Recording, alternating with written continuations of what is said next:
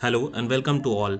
स्वागत है आप सभी का। Central board of secondary education यानी सीबीएसई ने बहुत सारी वेरियस पोस्ट के लिए नोटिफिकेशन इशू किया है, जिसमें से कुछ पद जूनियर ट्रांसलेशन ऑफिसर के हैं। यदि हम पदों की संख्या की बात करें तो कुल मिलाकर 7 पद हैं। यहाँ पर आप देख सकते हैं 7 पद जो हैं कुल मिलाकर के जूनियर ट्रांसलेशन ऑफिसर के हैं।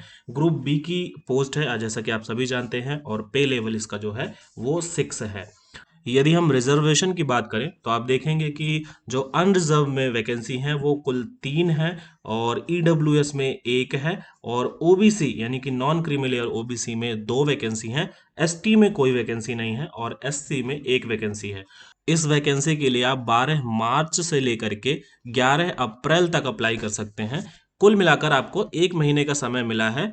12 मार्च 2024 से लेकर के 11 अप्रैल 2024 तक इस पोस्ट के लिए अप्लाई कर सकते हैं। यदि हम बात करें कि कौन कौन लोग इस पोस्ट के लिए अप्लाई कर सकते हैं, यानी कि एसेंशियल एजुकेशनल क्वालिफिकेशन की बात करें हम, तो आप देखेंगे कि यहाँ पर सेम एजुकेशनल क्वालिफिकेशन है जैसा कि आपने एसएससी जेएचटी में देखा हुआ है। एज का क्राइटेरिया 30 ईयर है, और जो एजुकेशनल क्वालिफिकेशन है वो सेम है, यानी कि आपके पास ग्रेजुएशन और मास्टर की डिग्री का कॉम्बिनेशन हिंदी और इंग्लिश का होना चाहिए। यदि आपने मास्टर डिग्री हिंदी से कर ली है तो आपने ग्रेजुएशन में इंग्लिश एज अ सब्जेक्ट या इलेक्टिव सब्जेक्ट पढ़ा होना चाहिए, या फिर आपके पास जो मोड ऑफ एग्जाम है ग्रेजुएशन का वो इंग्लिश होना चाहिए। और यदि आपने ग्रेजुएशन में कोई ऐसा सब्जेक्ट पढ़ा है, यानी कि हिंदी या जो भी ऐसा सब्जेक्ट पढ़ा है, तो आपको इंग्लिश मास्टर में पढ़ी होनी चाहिए। यदि मास्टर में हिंदी पढ़ ली है तो इंग्लिश ग्रेजुएशन में पढ़ी होनी चाहिए। तो इस तरह का कॉम्बिनेशन है, यहाँ पर आप डिटेल में पढ़ सकते हैं। आप लोगों को पता है एसएससी जीएसटी का जो एलिजिबिलिटी क्राइटेरिया है वो क्या है। और यदि फिर भी कोई कंफ्यूजन है तो मैंने इसके लिए एक प्रॉपर डिटेल वीडियो बनाया हुआ है, जिसमें बहुत सारे एग्जाम्पल्स लेकर के मैंने समझाया हुआ है कि यदि आपके पास ग्रेजुएशन में ये है तो मास्टर में क्या होना चाहिए, यदि मास्टर में ये है तो ग्रेजुएशन में क्या होना चाहिए। तो इस तरीके से मैंने एक डिटेल वीडियो बनाया हुआ है। यहाँ पर आप जाएंगे, देखेंगे, आई बटन पे मैं यहाँ पे वीडियो डाल देता हूँ, तो इस जगह पे आप क्लिक करके देख सकते हैं कि डिटेल एलिजिबिलिटी क्राइटेरिया कैसे आप फुलफिल कर सकते हैं। रिकॉग्नाइज डिप्लोमा और सर्टिफिकेट कोर्स की ज़रूरत होगी आपको हिंदी से इंग्लिश में और इंग्लिश से हिंदी में, वाइस वर्सा। या फिर अगर आपके पास डिप्लोमा नहीं है तो 3 साल का एक्सपीरियंस होना चाहिए किसी भी गवर्नमेंट ऑफिस में, किसी भी स्टेट गवर्नमेंट के ऑफिस में, या फिर सेंट्रल गवर्नमेंट के ऑफिस में काम करने का 3 साल का एक्सपीरियंस होना चाहिए। तो सेम, बिल्कुल सेम एलिजिबिलिटी क्राइटेरिया है जैसा एसएससी जेएचटी का है।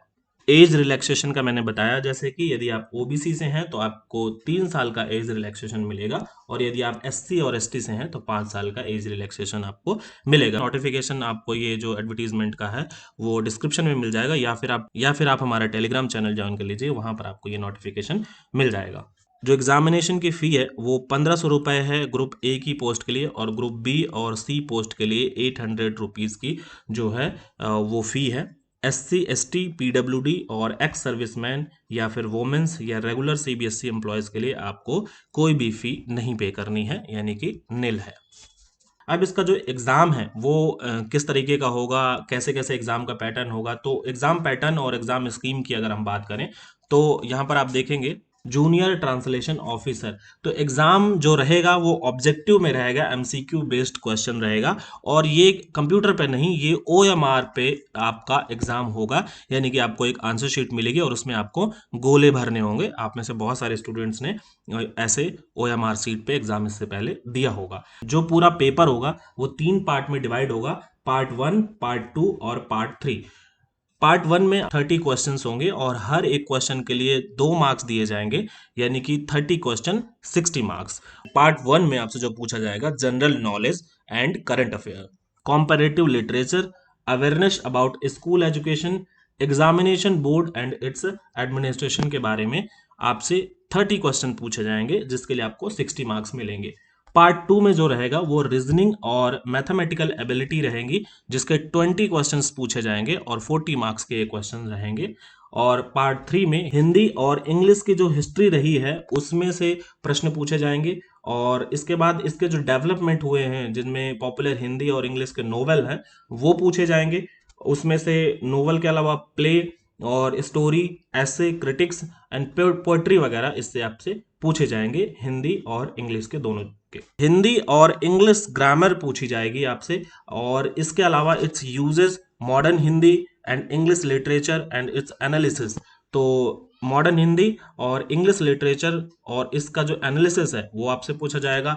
Art and skill of translation, कुछ क्वेश्चंस आपसे ट्रांसलेशन में भी पूछा जाएगा, और इसके बाद कंपैरेटिव लिटरेचर आपसे पूछी जाएगी। तो इसके कुल मिलाकर के इस पूरे थर्ड पार्ट से आपके 100 क्वेश्चन रहेंगे, और ये टोटल जो 100 क्वेश्चन है वो 200 मार्क्स के रहेंगे, यानी कि 2 मार्क्स ईच क्वेश्चन। तो यदि सारे क्वेश्चन का सम करते हैं तो 150 क्वेश्चन बनते हैं, 150 क्वेश्चंस, और जो टोटल क्वेश्चन के मार्क्स रहेंगे वो 300 रहेंगे। और इसके लिए जो टाइम ड्यूरेशन दिया गया है वो 2.5 आवर दिया गया है, यानी कि टोटल 150 मिनट आपको दिए गए हैं। तो 150 क्वेश्चन, 150 क्वेश्चंस, और 150 जो है मिनट्स आपको मिलेंगे, यानी कि 1 मिनट एक क्वेश्चन के लिए आपको मिलेगा। तो ये टोटली OMR बेस्ड क्वेश्चन है, और इसमें एक ही पेपर होना है, और इसी की कट ऑफ के बेस पर आपका सिलेक्शन भी होगा। तो एग्जाम का जो पैटर्न रहने वाला है वो आप समझ गए होंगे। इसका full length previous year question मैं आपको अवेलेबल करवाऊंगा बहुत जल्दी इस चैनल पर। तो यदि आप में से कोई भी फर्स्ट टाइम इस चैनल पर विजिट कर रहा है तो प्लीज चैनल को सब्सक्राइब कीजिए, जिससे कि आपको टाइम टू टाइम सारी अपडेट मिलती रहे। यदि इसके एग्जाम सेंटर्स की बात करें तो आप देखेंगे कि लगभग इंडिया की हर सिटी में इसका एग्जाम सेंटर आपको मिल जाएगा। तो एग्जाम सेंटर की कोई प्रॉब्लम नहीं है कि आपको कोई समस्या आने वाली है एग्जाम देने जाने में। और यदि हम एग्जाम की बात करें कि इसका एग्जाम कब होगा, तो यदि हम पिछली बार जो इसकी वैकेंसी आई थी, यानी कि 2019 में इसका एक नोटिफिकेशन आया था जिसमें ट्रांसलेशन की वैकेंसी थी, कुल 8 वैकेंसी थी, और उसका जो एग्जाम हुआ था वो लगभग 1 साल लग गया था इसका एग्जाम होने में। तो ऐसा हम कुछ भी नहीं कह सकते हैं एग्जैक्टली कि इसका एग्जाम कब होगा, बट पिछली वैकेंसी को अगर देखें तो 1 साल के लगभग जो है एग्जाम में लगा था।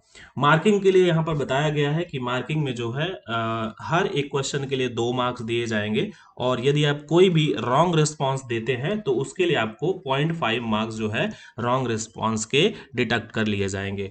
तो ओवरऑल पूरा क्वेश्चन पेपर आपका MCQ बेस्ड रहेगा, और नेगेटिव मार्किंग रहेगी पेपर में। 2.5 घंटे पेपर में मिलेंगे, 150 क्वेश्चन रहेंगे, और 300 मार्क्स उसके लिए आपको कुल दिए जाएंगे, और उसी के बेस पर आपकी कट ऑफ रहेगी, और उसी कट ऑफ पे आपका सिलेक्शन होने वाला है। हम एक और वीडियो के माध्यम से इसके प्रीवियस ईयर पेपर पर प्रॉपर डिस्कशन करेंगे कि कितने प्रश्न किस टॉपिक से पूछे जाते हैं, तो नंबर ऑफ क्वेश्चन किस टॉपिक से कितने रहते हैं, और क्वेश्चन का जो लेवल रहता है वो कैसा रहता है, किस जगह से ज़्यादा क्वेश्चन, किस सब्जेक्ट से ज़्यादा क्वेश्चन पूछे जाते हैं। जैसे कि मान लीजिए पहले वाला जो सेक्शन है जिसमें करंट अफेयर और जनरल अवेयरनेस भी है, तो वहाँ से किस टॉपिक से ज़्यादा प्रश्न पूछे जाते हैं, और प्रश्नों की जो प्रकृति रहती है, जो नेचर रहता है क्वेश्चंस का, वो कैसा रहता है, उस पर डिटेल में बात करेंगे। और जो 2020 में जब इसका रिजल्ट आया था तो उसकी जो कट ऑफ थी वो क्या थी, उसके बारे में भी हम डिटेल में बात करेंगे। तो चैनल को सब्सक्राइब करके हमारे साथ जुड़ सकते हैं आप। मिलते हैं अगले वीडियो में। नमस्कार।